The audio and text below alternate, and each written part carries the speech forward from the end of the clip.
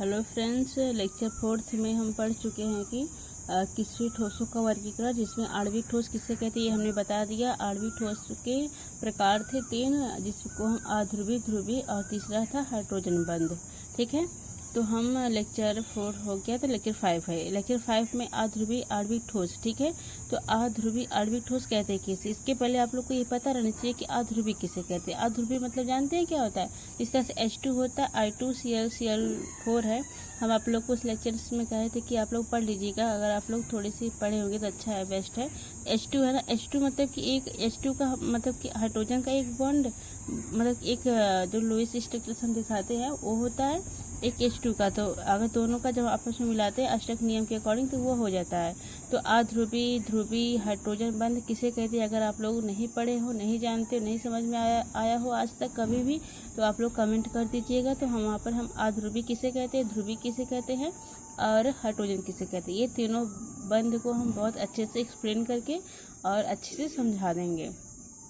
ठीक, अगर नहीं समझ में आया हो तो ठीक है, तो यहाँ पर हम बस ऐसे ही बता देते हैं, तो आप लोग पढ़ लीजिएगा, क्योंकि इतना बड़ा सिलेबस है, पूरा कंप्लीट करवाना थोड़ी मतलब दिक्कत हो जाएगी ना, तो इसलिए हम जल्दी से जल्दी जितना हो सके उतना जल्दी हम कंप्लीट करना चाहते हैं। इसलिए यहाँ पर देखिएगा, वे ठोस जिनमें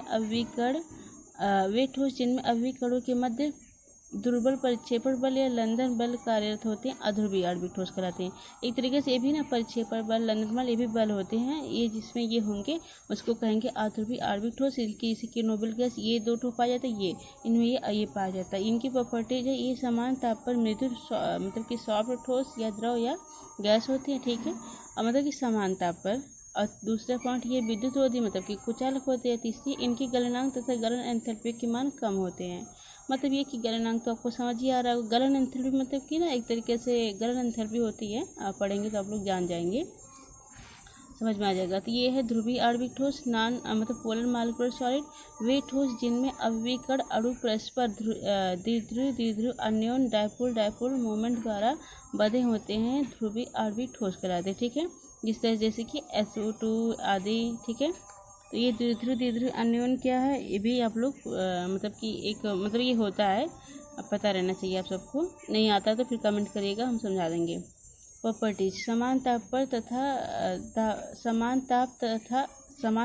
तथा दाब पर ये ठोस गैस या द्रव अवस्था में होते हैं। ठीक है, परंतु विशिष्ट परिस्थितियों में ये ठोस अवस्था में पाए जाते हैं। मतलब कि समान ताप पर देखेंगे या फिर दाब पर देखेंगे तो यह ठोस, गैस या द्रव अवस्था में पाया जाएगा। लेकिन अगर विशिष्ट परिस्थिति में देखेंगे तो यह क्या होगा, यह ठोस अवस्था में केवल आप लोग को दिखेगा। तो इनकी गलनांक अध्रुवीय आणविक ठोसों की अपेक्षा अधिक होते हैं, ये भी मृदु होते हैं तथा विद्युत का चालन नहीं करते, कुचालक होते हैं। आई थिंक आप लोग को ये चीज़ समझ आ गया होगा, तो हम आगे चलते हैं। ठीक ना, देखिए यहाँ पर है हाइड्रोजन बंध किसे कहते हैं, ये भी आप लोग पढ़िएगा। ये मेरी खुद की नोट से हमने बनाई है, तो आप लोग को अपने लिए बनाई थी, तो इसलिए सोचे थोड़ा लेक्चर्स भी बनाते हैं, क्योंकि समझ आता था तो समझाने में थोड़ी दिक्कत नहीं होती थी। तो आई होप कि आप लोग को भी कुछ पल्ले पड़ता हो, तो प्लीज़ कमेंट करिएगा। हमें भी पता चलना चाहिए कि सच में मेरी मेहनत बेकार नहीं है और मेरी नोट्स अच्छी है। Please please please. देखिए, तीसरा, हाइड्रोजन बंधित आणविक ठोस, वे ठोस जिनमें अविकर्ण अणु परस्पर प्रबल हाइड्रोजन बंध द्वारा बंधित होते हैं, हाइड्रोजन ये कहलाती है। हाइड्रोजन बंध क्या है आप लोगों को पता रहेगा, कि ये फटाफट एकदम बस देखते ही समझ जाते कि है क्या। ठीक, प्रॉपर्टी है, ये समान ताप पर तथा दाब पर ये द्रव अवस्था अथवा मृदु ठोस के रूप में पाए जाते हैं। ठीक है, ये भी विद्युत के कुचालक होते हैं। इनकी गलनांक तथा क्वथनांक अध्रुवी तथा ध्रुवीय आणविक ठोसों की अपेक्षा उच्च होते हैं। ये सरलता से संपीड़ित या विरूपित किए जा सकते हैं। वैसे तो टाइमिंग 4 मिनट है, तो हम क्या करें, पूरा समझा दें इसमें, चलिए समझाते हैं।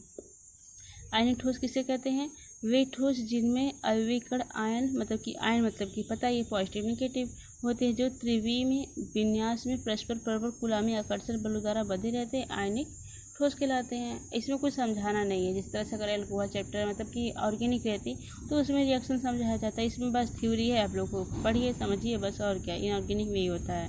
प्रॉपर्टीज है, आयनों के मध्य प्रबल गुलामी बलों की उपस्थिति के कारण ये कठोर तथा भंगुर होते हैं। भंगुर का मतलब ये होता है, जैसे शीशा होता है ना, शीशा को अगर उठा के आप पटक देंगे, कुछ ऐसे शीशा होते हैं, अगर उसको आप रखेंगे वो चटक जाएगा, मतलब कि एक जगह से ढेर सारी लाइनिंग निकल जाएगी। और कभी कभी कोई ऐसा भी कांच होता है, शीशा होता है, जिसको एक बार पटकने से केवल 1 या 2 ही लाइन उसमें पड़ती है।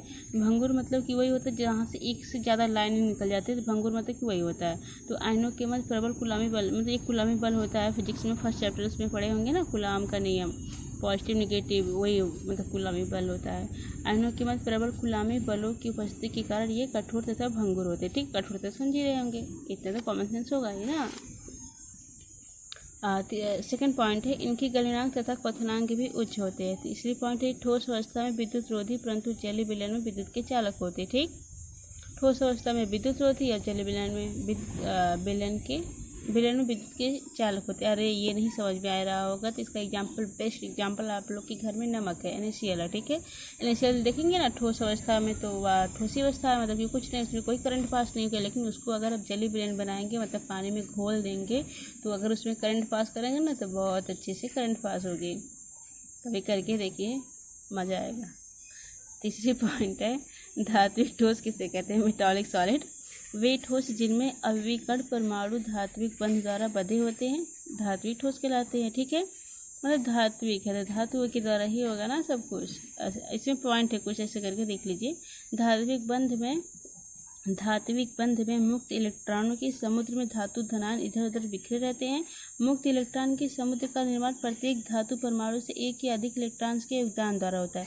ये लाइन इंपॉर्टेंट है, अगर इसका मतलब आप लोग को समझ भी नहीं आया होगा, आई थिंक इसको हम समझाते हैं। इस तरह से ये है ना पेन, अगर पेन को आप लोहे की एक छड़ मान लीजिए इसको, ठीक है, अगर ये लोहे की छड़ है, अगर ये इसकी जो ये है कैप है, ठीक है, अगर इसको एक छड़ मानिए, इसमें Fe कितना है, इसमें Fe कितना है, ना जाने इसमें कितना Fe है, ना जाने इसमें Fe कितना है। ठीक है, एक तरीके से इसको कह सकते हैं ये Fe का समुद्र, मतलब इलेक्ट्रॉनों का, क्योंकि Fe मतलब धातु मतलब कि जो इलेक्ट्रॉन्स का परित्याग करते, जो डोनेट करते हैं, वही होते हैं हमारे धातु। ठीक है, इसीलिए कह सकते हैं धात्विक बंध में मुक्त इलेक्ट्रॉनों के समुद्र में धातु धनायन इधर उधर बिखरे रहते हैं। ठीक है, क्योंकि उसमें इलेक्ट्रॉन्स निकलते, तो इसमें एक तरीके से इलेक्ट्रॉन्स, ढेर सारे इलेक्ट्रॉन्स रहेंगे ना, वही। तो मुक्त इलेक्ट्रॉनों के समुद्र का निर्माण प्रत्येक धातु परमाणु से एक या अधिक इलेक्ट्रॉन्स के होता है, मतलब कि होता है एक Fe होता है हमेशा 2 इलेक्ट्रॉन्स त्यागता है, एक Fe 3 होता है, कोई Ag जो होता है वह 1 त्यागता है, कॉपर 2 मतलब कि त्याग करता है, एल्युमिनियम 3 त्याग करता है। इसलिए ऐसा हम कह सकते हैं कि धात्विक बंध में मुक्त इलेक्ट्रॉन के समुद्र में धातु धनायन इधर उधर बिखरे रहते हैं। मुक्त इलेक्ट्रॉनों के समुद्र का निर्माण प्रत्येक धातु परमाणु से एक या अधिक इलेक्ट्रॉनों के योगदान द्वारा होता है। इसका example Fe, aluminium, copper, silver, chromium etcetera. अगर ये चीज़ जो लाइन हम समझाए नहीं समझ में आया होगा ना, तो इसको आप रिपीट करके फिर से देखिएगा तो समझ में आ जाएगा आखिर हम कहना क्या चाहते हैं। ठीक, और प्रॉपर्टीज इनकी है, देखिए, ये ठोस अवस्था एवं गलित अवस्था में विद्युत के चालक होते हैं, समझ में आ गया। और दूसरा है, इनमें धात्विक चमक होती है तथा इनका एक विशिष्ट रंग होता है। ठीक, या तीसरी पॉइंट, ये ठोस आघातवर्धनी होती है। आघातवर्धनी मेटाबल का क्या मतलब होता है, अर्थात इन्हें पीटकर पतली चादरों में परिवर्तित किया जा सकता है। चौथी पॉइंट, ये ठोस तने होते हैं, अर्थात इनके पतले तार खींचे जा सकते हैं। ठीक है, आई होप आप लोग को समझ में आ गया होगा। तो आप लोग को एक और लेक्चर, मतलब कि एक और टाइप से बचा ना, 3 व चौथा आप देख लीजिए इसी वक्त, ताकि नेक्स्ट चीज़ हमें पढ़ानी रहे। देखिए, चौथा है सहसंयोजक अथवा नेटवर्क ठोस, कोवलेंट या फिर नेटवर्क सॉलिड, मतलब होता है क्या, वे ठोस जिनमें अविकर्ण परमाणु या अणु परस्पर सहसंयोजक बंध द्वारा जुड़कर एक त्रिविम चालक 3 डायमेंशनल नेटवर्क का निर्माण करते हैं, जो संपूर्ण क्रिस्टल में विस्तारित रहता है, सहसंयोजक ठोस कहलाते हैं। जैसे हीरा ग्रेफाइट। अगर इसका मतलब नहीं समझ में आ रहा हो तो इसका मतलब ये है कि वे ठोस जिनमें अविकर्ण परमाणु या अणु परस्पर सहसंयोजक बंध द्वारा जुड़कर एक त्रिविम चालक 3 डायमेंशनल नेटवर्क का निर्माण करते हैं, जो संपूर्ण क्रिस्टल में विस्तारित होता है। मतलब किस तरह से आप कांच देखेंगे, कांच नहीं यार, ये हीरा जानते हैं क्या होता है? हीरा को जितना घिसते हैं, घिसा जाता है, उतना ही उसमें चमक आती है। मतलब एक हीरा जो होता है ना, अगर थोड़ा सा ऐसे मतलब सूर्य की रोशनी में देखेंगे तो थोड़ा सा उसकी इस तरह से और चमक आती है, थोड़ा सा इधर घुमाएंगे तो और चमक आती है ना। तो इसमें ये 3 डायमेंशनल वह होता है, और ये कुछ होता नहीं। वे ठोस जिनमें अविकर्ण परमाणु या अणु परस्पर सहसंयोजक बंध द्वारा जुड़कर होते हैं, मतलब वह सहसंयोजक बंध पाया जाता है, एक त्रिविम जालक में होता ही है। एक तरीके से एक त्रिविम जालक में होने का मतलब कि वह मतलब कि ढेर सारा होता है ना, मतलब वह जितना मतलब कि जितना ज़्यादा, जैसे अगर नहीं समझ में आ रहा, कुछ तो है नहीं मेरे पास समझाने के लिए, इसका कुछ इतना बड़ा सा कुछ लीजिए, क्या लें हम, कुछ भी, एनीथिंग, इतना बड़ा सा गोला सा कुछ भी ले लीजिए, ठीक है। आलू ले लीजिए, मान लीजिए घर पे एग्जाम्पल के लिए सबसे बेस्ट आलू है, ठीक है।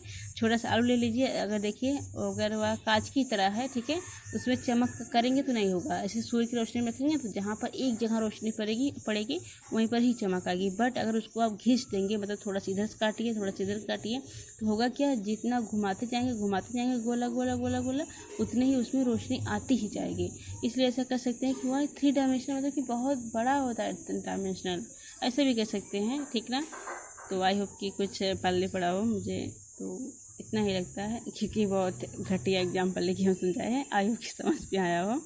प्लीज़ कमेंट करिएगा, बताइएगा कि सच में समझ में आया कि नहीं ये सारी चीज़ें, ठीक है। प्रॉपर्टीज, ये ठोस अत्यधिक कठोर एवं भंगुर होते हैं। भंगुर का मतलब हम समझा दिए हैं कि ब्रिटल होता है। नंबर 2 है, इनकी गलनांक अत्यधिक उच्च होते हैं, ठीक है। और तीसरी पॉइंट है हीरा। हीरा मतलब कि कठोर, हीरा मतलब पता है ये एक ऐसा होता है, इसमें ये जो 2 है ना, हीरा ग्रेफाइट में ये साथ हो जाए कि नाइट्रो ठोस पा जाते हैं। बट होता ये है कि हीरा जो होता है वह कठोर होता है और ग्रेफाइट जो होता है मुलायम होता है। हीरा जो होता है विद्युत रोधी होता है, मतलब कि विद्युत का चालन नहीं करता है। बट ग्रेफाइट जो होता है वह अपवाद होता है, चालन, विद्युत का चालन करता है।